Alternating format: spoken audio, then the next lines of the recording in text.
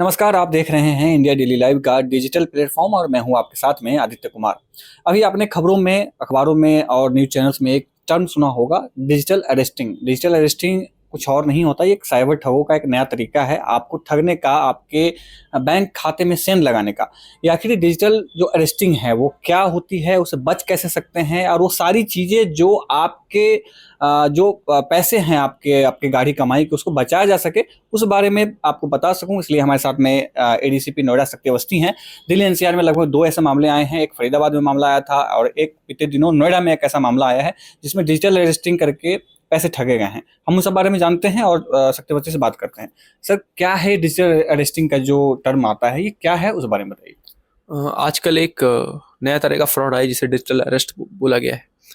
इसका मतलब ये होता है कि अ, कुछ फ्रॉडस्टर्स खुद को लॉ एनफोर्समेंट ऑफिसर, पुलिस अफसर बताते हैं और बताते हैं कि अब आपने ये अपराध कमिट किया है और अब आपकी अरेस्ट होनी तय है।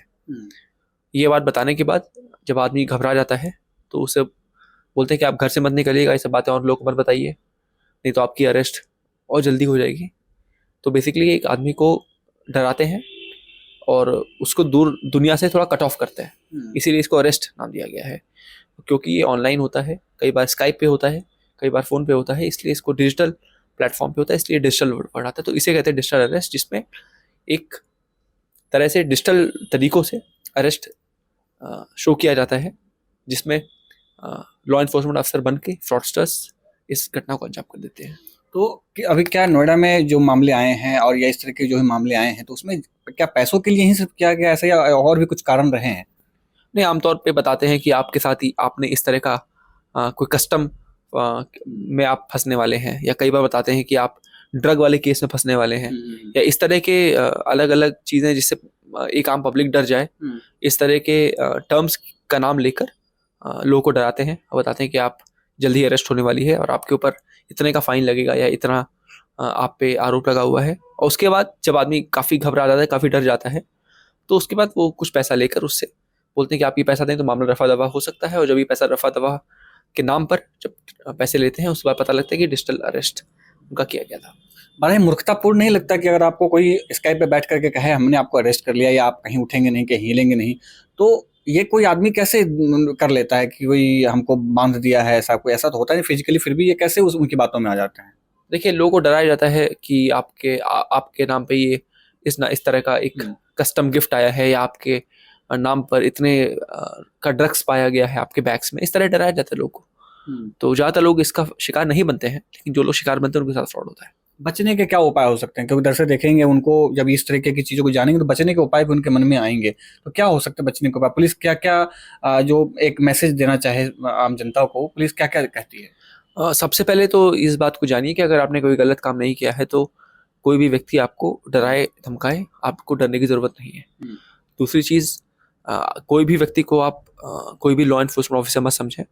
पुलिस के काम करने के तरीके जो होते हैं वो बहुत ही सिस्टमैटिक होते हैं, बहुत ही कागजी कार्रवाई बहुत ही दुरुस्त होती है। तो ऐसे कोई भी व्यक्ति अगर कोई भी अननोन ऐप पर आपसे पुलिस वाला बन के बात कर रहा है, तो आप उसकी बात मत आइए।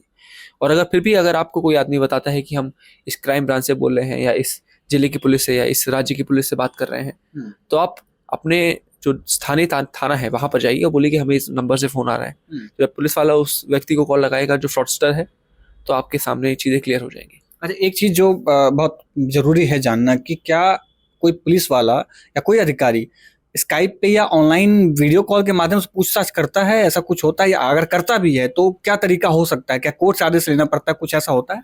नहीं, आमतौर पे ऐसा नहीं होता है, लेकिन कई बार कोई व्यक्ति दूसरे देश में है, या फिर कोई केस बहुत लंबा पेंडिंग हो गया है, तो कई बार वीडियो कॉल पे हो सकता है पूछताछ हो भी, कोई व्यक्ति दूसरा देश में है तो।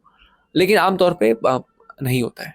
ऐसा नहीं होता। अगर कम ऐसा होता है। कम होता है। और अगर ऐसा ऐसी कुछ घटना हो जाए, तो क्या शिकायत दर्ज करने में पुलिस आनाकानी कर सकती है? या पुलिस को अगर अप्रोच करे आम जनता, तो कितना आसान होता है पहुंचना, और कितना मुश्किल है उसमें वो एक शिकायत देना और मुकदमा दर्ज करवाना? नहीं, आपके घर के आसपास पुलिस चौकी बनी होती हैं, थाने बने होते हैं। उसके अलावा भी विभिन्न तरह के पुलिस की इकाइयां हैं जो आपके घर के पास बनी होंगी। आप वहाँ पर जाइए, अपनी समस्या को बताइए, पुलिस तुरंत ही आपकी समस्या का समाधान करेगी। तो कोई पुलिस, अभी नोएडा पुलिस खास तौर से, क्योंकि अभी ताज़ा मामला नोएडा में ही आया है, तो कुछ इस तरीके के उपाय कर रही है ताकि लोगों को अवेयर किया जा सके, लोगों को बताया जा सके इस तरीके की जो ठगी नई तरीके की जो साइबर क्राइम आया है, तो इससे कुछ बचाया जा सके, ऐसे कुछ उपाय कर रही है नोएडा पुलिस? नहीं, बिल्कुल। आप जैसे इस इंटरव्यू के माध्यम से भी और सोशल मीडिया के माध्यम से, उसके अलावा साइबर अवेयरनेस प्रोग्राम के माध्यम से, मीडिया के माध्यम से और साइबर पुलिस के माध्यम, सभी माध्यमों से लोगों को अवेयर करने का प्रयास निरंतर जारी है और आगे भी जारी रहेगा। क्या ऐसे मामलों में जो पुलिस जब कार्रवाई करती है तो क्या पैसे वापस हुए हैं लोगों के, ऐसा कुछ घटना सी? नहीं, बिल्कुल। अभी एक पिछले दिनों एक केस आया था, इसमें 2 करोड़ के ऊपर एक व्यक्ति के पैसे वापस कराए भी गए। तो जितनी जल्दी पुलिस को सूचना मिलती है, पुलिस उतनी ही तीव्रता से काम कर पाती है। मतलब पैसे मिलने की आशा लोग रख सकते हैं ऐसा? बिल्कुल, अगर आप समय पे सूचना देंगे तो जल्दी ज़्यादा से ज़्यादा पैसे मिलेंगे आपको।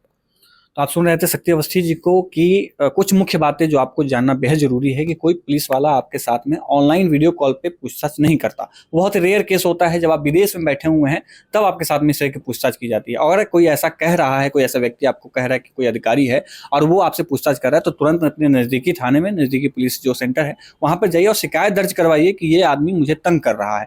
आपकी जो शिकायत है वो दर्ज की जाएगी, पुलिस आपका साथ देगी और ऐसे ठगों से आप बचिए। ये हमारी आपके प्रति जो एक संवेदना है वो है, हम ये आपको बताना चाह रहे थे, इसलिए हमने आपको ये इंटरव्यू दिखाया। आप देख रहे थे इंडिया डेली लाइव के लिए आदित्य कुमार की रिपोर्ट।